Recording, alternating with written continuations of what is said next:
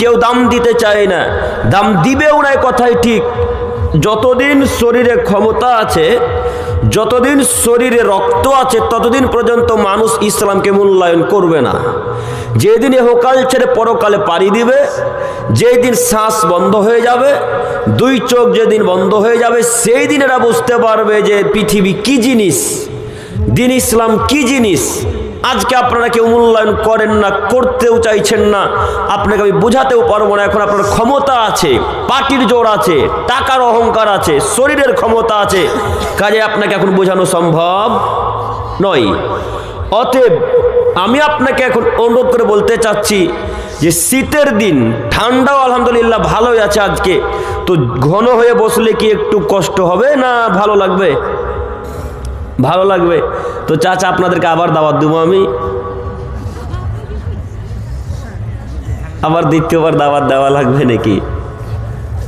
সামনে এসে আপনারা বসবেন, আপনারা পিছনে কেন? পিছনে কারা এসে বসে জানেন? যারা বিড়িখোর, গুটখাখোর, তারা। কিভাবে? পিছনে এসে বসবে, বক্তব্য শুনতে ভালো লাগলে শুনবে, না ভালো লাগলে ওখান থেকে লুঙ্গি গুটিয়ে বাড়ি চলে যাবে, এটা তাদের রীতি। তো আপনাদের মুখে আলহামদুলিল্লাহ দাড়ি আছে, সুন্দর সুন্দর সুন্দর খুব দাড়ি, সাদা সাদা দাড়ি আছে, কালো দাড়ি। তো আপনি পিছনে থাকবেন, তো যুবক ভাইরা এখন কি করবে? আপনাদেরকে দেখে তো আমাদের মতো যুবকেরা পরিবর্তন হবে, তাই না? কথা বলেন একটু। তো আপনারা যদি পিছনে থাকেন তো কেমন দেখায়? আচ্ছা, এতক্ষণ সভাটা কেমন লাগছিল? এখন সভাটা আগের চাইতে একটু ভালো লাগছে কি? লাগছে তো? তো স্বভাব পরিবর্তন আপনাদেরকে করতে হবে। এই যুবক ভাই, আপনারা দেখেন, এই যে এই সমস্ত চাচারা বৃদ্ধ হয়ে গেছে, দাদুরা বুড়িয়ে গেছে, এই দাদুরা সমাজ পরিবর্তন করতে পারবে না। সমাজ পরিবর্তন করতে পারবেন আপনি। আপনার বয়স আজকে 32 বছর, আপনার বয়স আজকে 24 বছর, আপনার বয়স আজকে 27 বছর, আপনিই পারেন সমাজ পরিবর্তন করতে। এই বৃদ্ধ চাচারা দাদুরা সমাজ পরিবর্তন করতে পারবে না। এই দাদুরা যদি আজকে বলে, এ বেটা এইভাবে ঘুরছিস তো দাঁত ভেঙে দেবো, এই দাদুর কথাকে কেউ মান্যতা দিবে না। কেন? যখনই দাদু ওই লোকটাকে, ছেলেটাকে মারতে যাবে, তখন ওই ছেলেটা দৌড়ে পালিয়ে যাবে। দাদু ধরতে পারবে এখন? দাদু তো আর ধরতে পারবে না। তা আপনার বয়স আজকে 27 বছর, আপনার কথা মান্যতা না দিলে আর 10টা যুবককে ডেকে তার পিঠে চামড়াকে গুটিয়ে দিবেন, তুই অন্যায় কাজ করিস মানে এলাকাতে। আর ভয়, আপনাদের ভয়ে কেউ অন্যায় কাজ করবে এখন? এই যুবক ভাই একটু কথা বলেন, করবে? আর তো করবে না। তো সমাজ পরিবর্তন আপনাকেই করতে হবে, আপনাকেই আদর্শ সমাজ গড়ে তুলতে হবে, তাছাড়া বৃদ্ধ দাদুরা চাচারা পারবে না। অতএব নীতি পরিবর্তন করেন। আমি আপনাকে দেখাতে চাচ্ছিলাম সালাত। তার আগে এখানে আরো একটি জরুরি কথা, সমাজ পরিবর্তন যদি করা লাগে, সমাজ যদি পরিবর্তন করতে চান, তাহলে অন্তত আগে নিজেকে পরিবর্তন হতে হবে। নিজে যদি পরিবর্তন না হন, সমাজ কোশ্চিন কালো পরিবর্তন হবে না। উদাহরণস্বরূপ কয়েকটি কথা বলে আমি সামনের দিকে যেতে চাচ্ছি। তার প্রথম কথা হচ্ছে, যদি কোনো সর্দার বলেন না মোড়ল বলেন, সর্দার, যদি কোনো ক্যাশিয়ার, যদি কোনো দায়িত্বশীল, যদি কোনো প্রিন্সিপাল, যদি কোনো শিক্ষক অন্যায় অবিচার করে, অন্যায় কাজকর্ম করে, এক কথাই ওই লোকটা মুসলমানদের উপর অত্যাচার করে, ওই লোকটা যখন সমাজের সামনে বক্তব্য রাখবে, তার বক্তব্য সভা পাবে? জি, তার বক্তব্য এই মালদাতে মানাবে?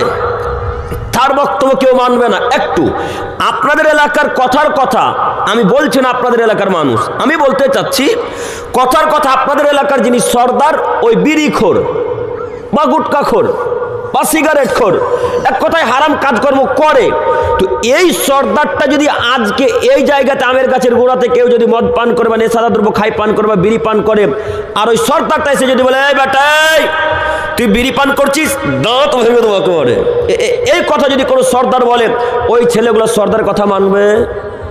কেন মানবে না? জি, সর্দারই তো বিড়িখোর। এখন তার কথাটা কেউ মান্যতা দিবে না। কথা কি আপনারা বুঝতে পারছেন? সর্দার যে কথা বাধা দিতে আসবে, সর্দার যদি আজকে মেলাতে বাধা দিতে যেত, তো সর্দারকে গ্রামের লোক, মেলার লোক বলতো, বেটা কালকে তো আপনার ছেলের বিবাহে গান বাজনা বাজলো, আজকে মেলা ঠেকাতে এসেছেন, সর্দারের বাড়িতে তো গান বাজে, ক্যাসেটের বাড়িতে তো টিভি চলে, সর্দার ক্যাসেট সভাপতির বাড়িতে মহিলার তো উলঙ্গ হয়ে ল্যাংটা প্রতি দলের মেয়েদের মতো রাস্তাঘাটে চলাচল করে, তো কে আজকে মেলা ঠেকাবে বলেন তো দেখি? মেলা যে ঠেকাতে যাবে, এই যে মেলাটা আজকে বাধা দিবে, তো মেলাতে বাধা দেওয়ার মতো লোক তো প্রয়োজন না, এমনিতে মেলা বন্ধ হয়ে যাবে? মেলা তো এমনি বন্ধ হবে না। জাতি আজকে চাই যে জালসা মানেই মেলা। আমরা যারা সাধারণ মানুষ মনে করেছি জালসা মানে মেলা। কিছু কিছু মুসল্লিরাও আছে যারা 5 ওয়াক্ত সালাত আদায় করে, এরাও বলছে গো সালাতের পরে যে জালসাতে 2-1টা দোকান না বসলে মানায়। দেখেন আর ইমান কোথায় গিয়ে ঠেকেছে। জালসাতে 3-4টা যদি দোকান না থাকে তাহলে জালসা কেমন কেমন ন্যাড়া ন্যাড়া লাগে। ও দাদু, আপনার অন্তরে ইমান কাজ করে না, আপনার অন্তরে শয়তান বসে আছে। আপনি 5 ওয়াক্তের মুসল্লি, 5 ওয়াক্ত সালাত আদায় করেন, মেলাকে সমর্থন করেন, মানে ওই সমস্ত কাপুরুষের বাচ্চা কাপুরুষের মেলাকে সমর্থন করতে পারে, ওই সমস্ত অশিক্ষিত বাচ্চারা মেলাকে সমর্থন করবে যাদের অন্তরে ইমান নেই, যারা রাসূলকে ভয় করে না, যারা আল্লাহকে ভয় করে, রাসূলের নীতিকে গ্রহণ করেনি, তারা মেলাকে সমর্থন করবে। অন্তত যারা সালাত আদায় করে, যারা আল্লাহকে ভয় করে, যারা মুহাম্মদ সাল্লাল্লাহু আলাইহি ওয়াসাল্লামের নীতি মেনে নিয়েছে, যারা কোরআন হাদিসকে অনুযায়ী কোরআন হাদিসকে মেনে চলে, এরা অন্তত মেলাকে সমর্থন করতে পারবে না। তো যারা সালাত আদায় করছে এরাও যে বলছে মেলা বসতে দিতে হবে, তো এখন যারা নামাজ পড়ছে এদের অন্তরে ঈমান কি এখন আছে? যে এদের অন্তরে এখন ঈমান নেই। এরা সালাত আদায় করছে শুধুমাত্র একটাই কারণে, বয়স আজকে হয়ে গেছে 45 বছর, নামাজ না পড়লে ছেলেরা বলবে বাপ বুড়িয়ে যাচ্ছে, তাও নামাজ পড়ে না। এই কারণে শুধু বাপ সালাত আদায় করতেছে মসজিদে, তাছাড়া অন্য কোনো আর কারণ নেই। দাদু কথা মিলছে নাকি? কথা মিলছে? আমি বক্তব্য দেওয়ার পূর্বে একটা কথা বলতে ভুলে গেছি, যে আমি যতক্ষণ কথা বলবো আপনারা একটু আমার সাথে কথা বলবেন ইনশাল্লাহ। বলবেন ইনশাল্লাহ? ইনশাল্লাহ। আমি অনুরোধ করছি আপনাদেরকে, আচ্ছা আপনারা সকলেই আল্লাহি আল্লাহর কসম করে ঈমান নিয়ে বলেন তো দেখি, আজকে এই মুহূর্তে এখন যত আপনারা আমার সামনে বসে আছেন এর চাইতে ডবল লোক মেলাতে ঘুরে না? 4 ডবল।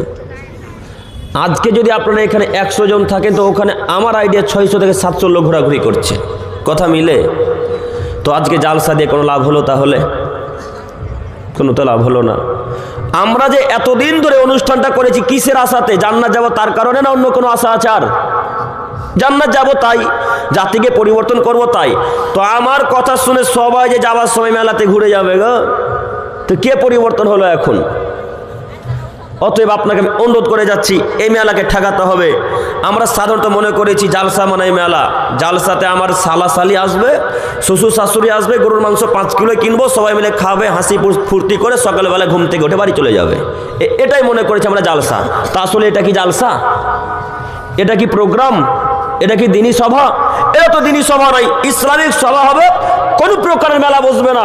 বাড়িতে 1000 শ্রোতা যদি আসে, কারোর জন্য খাবার কোনো প্রয়োজন করার দরকার নেই। যদি করতেই হয় জালসা শুরু করার প্রথমে খাবার খাইয়ে দিতে হবে।